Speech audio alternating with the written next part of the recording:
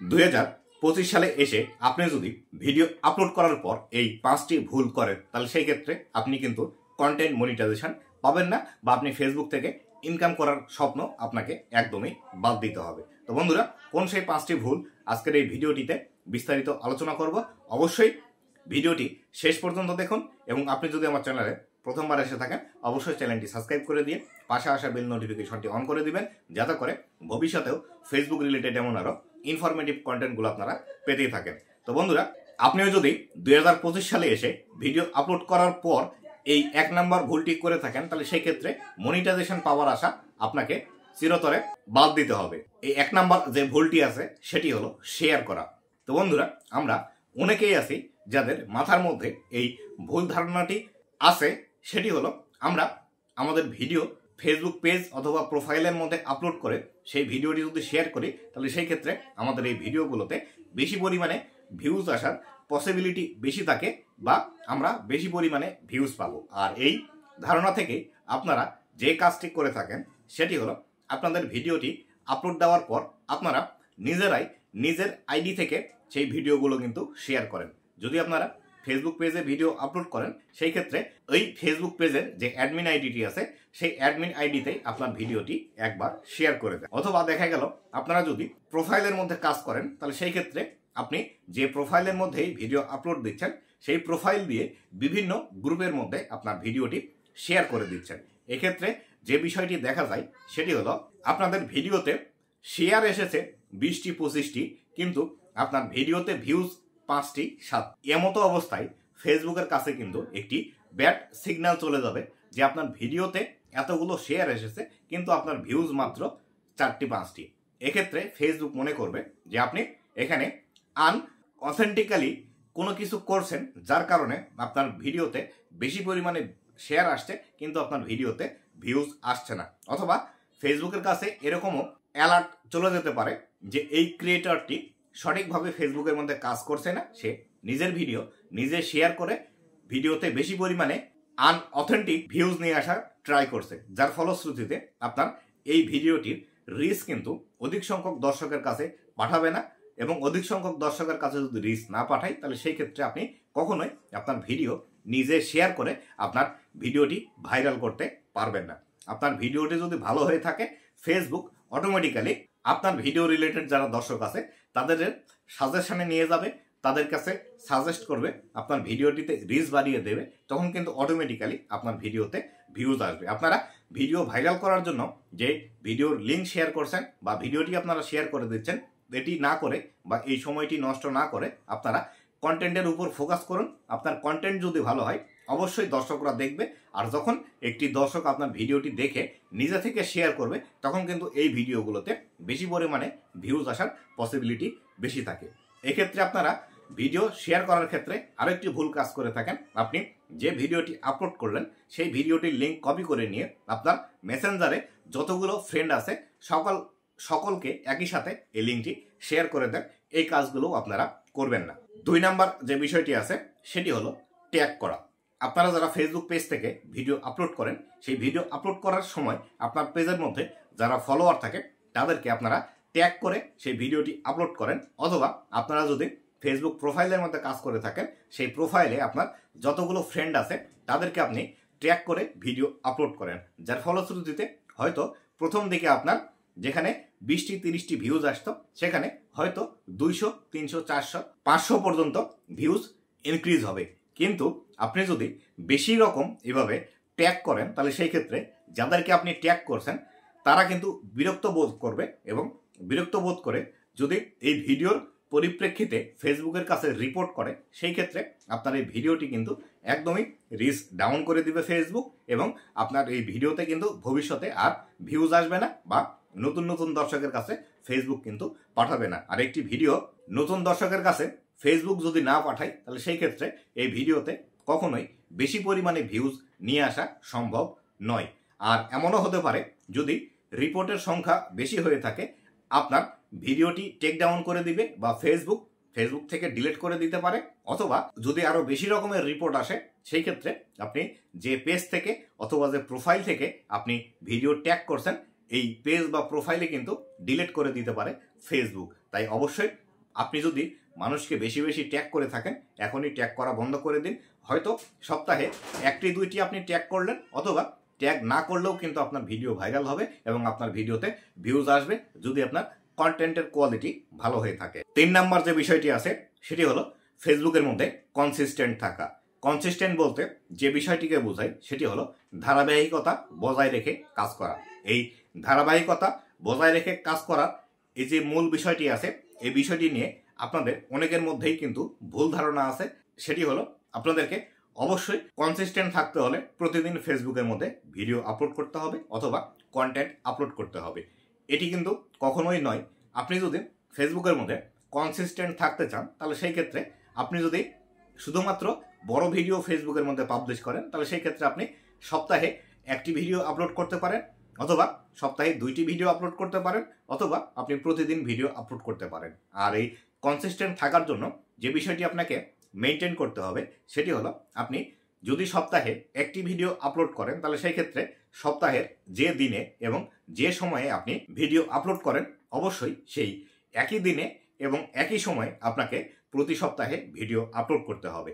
অথবা আপনি যদি প্রতি সপ্তাহে 2টি ভিডিও আপলোড করেন তাহলে সেই ক্ষেত্রে সপ্তাহের যে নির্দিষ্ট 2টি বারে আপনি ভিডিও আপলোড করেন সেই নির্দিষ্ট 2টি বারেই আপনাকে ভিডিও আপলোড করতে হবে এবং সেই নির্দিষ্ট সময়ে আপনাকে ভিডিও আপলোড করতে হবে।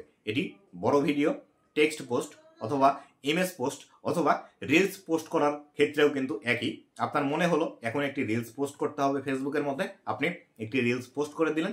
এভাবে কিন্তু পোস্ট করলে কখনোই আপনি ফেসবুকের মধ্যে দ্রুত সফলতা পাবেন না।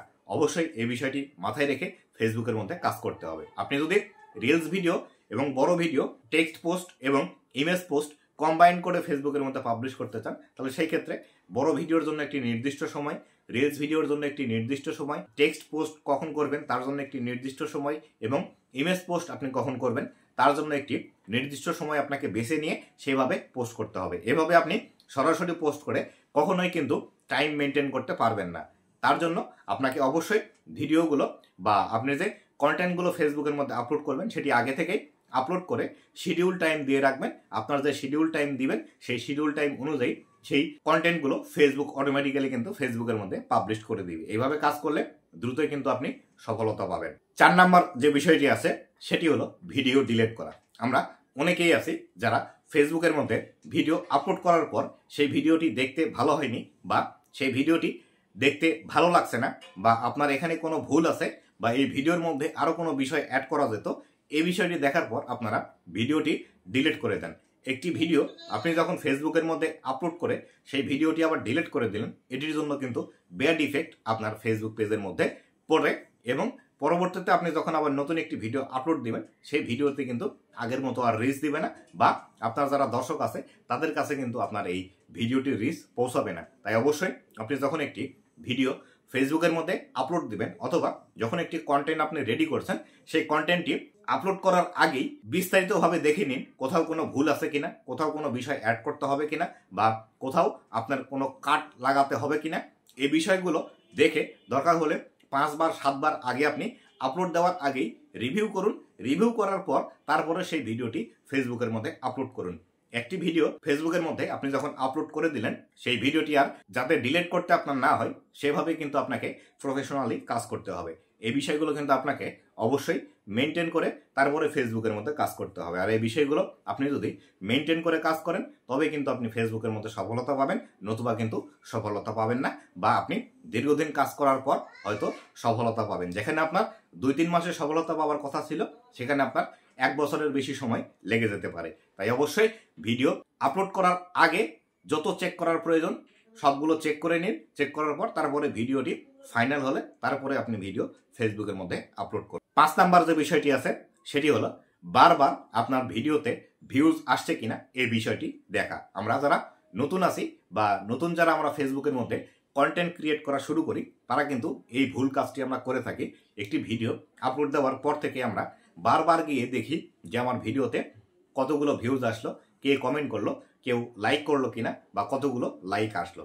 এই বিষয়গুলো করার ফলে আমাদের মধ্যে কিন্তু একটি ডিমোটিভেশন কাজ করে। যেমন ধরেন আমি একটি ভিডিও আপলোড করলাম, আমি আশা করেছিলাম আমার এই ভিডিওতে হয়তো 2-4 হাজার বা 5,000 ভিউজ আসবে, কিন্তু আমি ভিডিওটি আপলোড করার পর যখন 24 ঘন্টা হয়ে গেল, 24 ঘন্টা হওয়ার পরও যখন আমি দেখলাম আমার এই ভিডিওতে 200 ভিউজও আসছে না, তখন কিন্তু আমি ডিমোটিভেট হয়ে যাব যে আসলে আমি এত সুন্দর করে, এত কষ্ট করে, এত সময় নিয়ে ভিডিও তৈরি করলাম, তৈরি করার পর আমার ভিডিওতে ভিউজ আসছে না। সেই ক্ষেত্রে আমাকে দ্বারা হয়তো কন্টেন্ট ক্রিয়েট করা হবে না বা আমি ফেসবুক থেকে টাকা ইনকাম করতে পারবো না।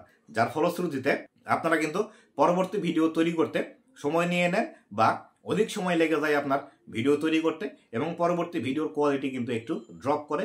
এখন যে ভিডিওটি আপনি তৈরি করেছিলেন, ভেবেছিলেন 5000 ভিউজ আসবে, কিন্তু ভিউজ না আসার কারণে পরবর্তী আপনি যখন ভিডিও তৈরি করতে যাচ্ছেন সেই ভিডিওটির কোয়ালিটি ড্রপ করার কারণে সেই ভিডিওতে কিন্তু আরও ভিউজ কম আসবে। তাই অবশ্যই আপনি যখন একটি ভিডিও তৈরি করে সেই ভিডিওটি ফেসবুকের মধ্যে আপলোড করলেন, বারবার আপনার দেখার প্রয়োজন নেই আপনার ভিডিওতে ভিউজ আসলো কিনা। আপনি যখন নতুন ফেসবুকের মধ্যে কাজ শুরু করবেন, আপনি এই বিষয়টি মাথায় নিয়ে কাজ শুরু করবেন।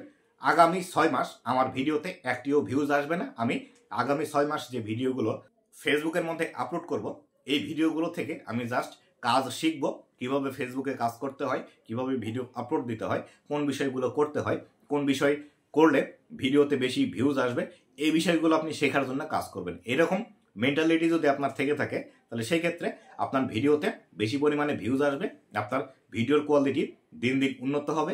আর যখন আপনার ভিডিওর কোয়ালিটি উন্নত হবে, তখন কিন্তু ভিউজ অটোমেটিক্যালি আপনার ভিডিওর মধ্যে চলে আসতে শুরু করবে, আপনাকে কোনো কিছুই করতে হবে না। কেননা যখন একটি কোয়ালিটিফুল ভিডিও ফেসবুকের মধ্যে আপলোড হয়, ফেসবুকও কিন্তু সেই বিষয়টি ভালোভাবে দেখে। যদি সেই ভিডিওটির কোয়ালিটি ভালো হয়, ফেসবুকের অ্যালগোরিদম সিস্টেমটি আপনার ভিডিওটি সম্পূর্ণ অ্যানালাইসিস করে আপনার এই ভিডিওটি কোন ধরনের দর্শককে দেখালে ভিডিওটি দেখবে, তাদের কাছে কিন্তু অটোমেটিক্যালি সাজেস্ট করতে শুরু করে।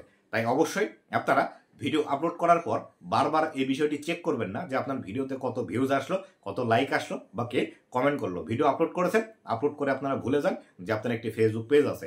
আপনি একটি ভিডিও আপলোড করলেন, আপলোড করার পর পরবর্তী কী বিষয় নিয়ে ভিডিও তৈরি করবেন, কিভাবে ভিডিও তৈরি করবেন, কিভাবে আরও বেটার কোয়ালিটি দেওয়া যায়, এই বিষয়গুলো নিয়ে চিন্তা ভাবনা করা শুরু করে দিবেন। আশা করি বিস্তারিত বিষয়টি আপনারা বুঝতে পেরেছেন। তো বন্ধুরা, এই ছিল আজকের ভিডিওটি। আশা করি এই 5টি বিষয় আপনারা যদি মেনটেন করে ফেসবুকের মধ্যে কাজ করেন, তাহলে সেই ক্ষেত্রে দ্রুতই কিন্তু আপনারা সফলতা পাবেন এবং আপনারাও কিন্তু ফেসবুক থেকে ইনকাম জেনারেট করতে শুরু করতে পারবেন। তো বন্ধুরা, ভালো থাকবেন, সুস্থ থাকবেন, আবারও দেখা হবে নতুন কোনো ভিডিওতে। আর এই ভিডিওটি অবশ্যই আপনারা যারা নতুন ক্রিয়েটার বন্ধু আছে তাদের কাছে শেয়ার করে দিবেন, যাতে করে এই ভিডিওটি দেখে তারাও কিছু ইনফরমেশন নিতে পারে। তো বন্ধুরা, আবারও দেখা হবে নতুন কোনো ভিডিওতে। ধন্যবাদ সবাইকে।